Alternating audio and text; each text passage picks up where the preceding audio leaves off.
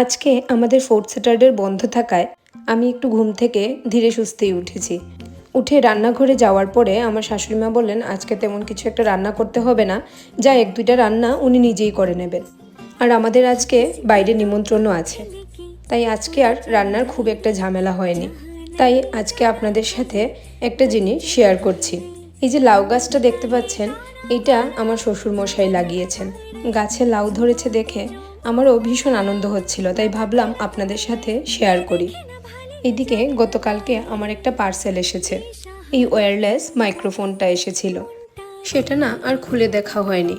আজকে একটু ফ্রি থাকাতে ভাবলাম এটা একটু খুলে দেখি।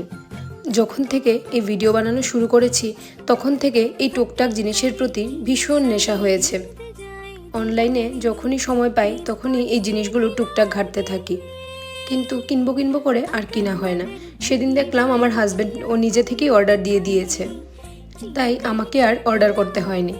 আমি না এখনও সত্যি মাঝে মাঝে ভাবি মানুষের পছন্দগুলো কি করে পরিবর্তন হয়। আগে আমি কেউ এইসব কিনছে দেখলে মনে মনে ভাবতাম কি ফালতু সব জিনিসপত্র কিনছে, এসবের নিচে আবার কেউ টাকা ফেলে। কিন্তু কি আশ্চর্য দেখুন, এখন আমার এগুলিতেই বেশি আনন্দ লাগে। এখন আমাকে কেউ দামি ড্রেস গিফট করার থেকে যদি একটা ভালো স্ট্যান্ড কিনে দেয়, আমি এর থেকে বেশি খুশি হয়ে যাব।